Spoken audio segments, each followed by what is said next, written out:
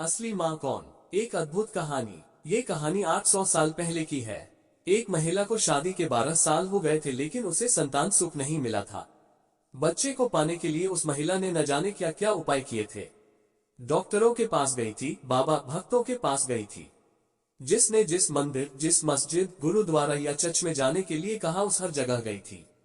जिस भगवान का नाम लेने के लिए कहा, उस भगवान का नाम लिया था, और जितने उपाय या उपवास करने के लिए कहे, सब किए। कहते हैं ना कि अगर दिल से और तन मन धन से कोई चीज चाहो तो मिल ही जाती है। इस महिला को भी उसकी तपस्या का वरदान उसके बेटे के रूप में मिल ही गया। 9 सालों की दुख, दर्द और पीड़ा अपने बेटे का चेहरा देखते ही सुख, खुशी और संतुष्टि में बदल गया। लेकिन अभी शायद उसकी तपस्या बाकी थी, शायद भगवान को अभी उसकी और परीक्षा लेनी थी। जब उसका बच्चा 2 वर्ष का हुआ तो एक दूसरी महिला ने उसका बच्चा चुरा लिया। सोचिए उस माँ की मनस्थिति क्या होगी जिसने दुनिया में सबसे ज्यादा जिस बच्चे के लिए अपनी जिंदगी जी थी, उससे उसका बच्चा ही छीन गया। उसे ऐसा लगा जैसे किसी ने उसका बच्चा नहीं, उसके शरीर से उसकी आत्मा ही चुरा लिया हो। उस दिन से उस माँ का जैसे खाना पीना सोना सब छूट गया था। उसे ना भूख लगती, ना प्यास लगती, ना नींद आती। हार मान जाए वह माँ कैसी। अपने बच्चे को ढूंढने में उसने जमीन आसमान एक कर दिया, और आखिरकार उसने अपने बच्चे का पता लगा ही लिया। वह पहुंच गई उस चोर महिला के पास अपने बच्चे को वापस लेने के लिए। जब बच्चे की मां ने उस चोर महिला से अपने बच्चे को वापस पाना चाहा, तो वह महिला ऐसा जताने लगी जैसे वह उसका खुद का बच्चा हो। जब बच्चे की मां को लगा किसी भी तरह से बात बनती नजर नहीं आ रही है, तब वो इस मुद्दे को राजा के पास लेकर गई। राजा के दरबार में दोनों महिलाएं हाजिर की गई। दोनों ही महिलाएं उस बच्चे पर अपना पूरा हक जताने लगी।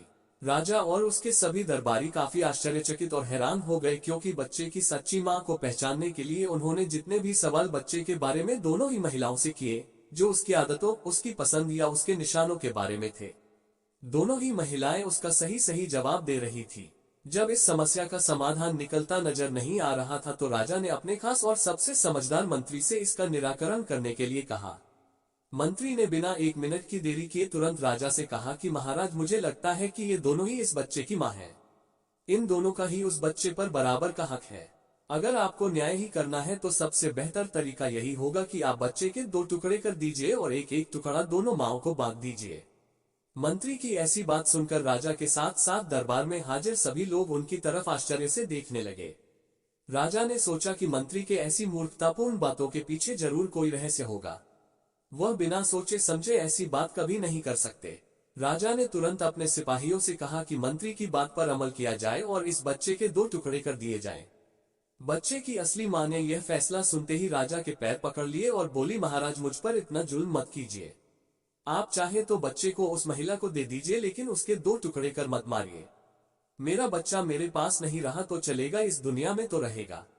मंत्री जी ने राजा से कहा, महाराज, यही उस बच्चे की असली मां है, और जो वहां पर शांत खड़ी है वह है चोर। राजा ने तुरंत उस बच्चे को उसके असली मां को सौंपने के लिए कहा और उस चोर महिला को फांसी की सजा सुनाई। बच्चे की असली मां को उस दूसरी महिला पर जिसने उसका बच्चा चुराया था दया आ गई, क्योंकि उससे मिलने के बाद उसे यह पता चला था कि वह भी उसी परिस्थिति से गुजर रही थी जिससे वह 9 सालों से गुजरी थी। इस महिला ने अपने बांझपन के चलते अपनी गोद भरने के लिए उस बच्चे को चुराया था, और चुराने के बाद भी वह उस बच्चे को अपने खुद के बेटे की तरह प्यार करती थी। बच्चे की असली मां ने दरबार में विनती कर उस महिला को माफ करने के लिए कहा। दोस्तों, ये कहानी है हमें बताती है कि कैसे एक माँ अपनी औलाद के लिए कुछ भी कर गुजरती है, और यह भी सच बात है कि एक माँ का दर्द दूसरे माँ से ज्यादा कोई नहीं समझ सकता।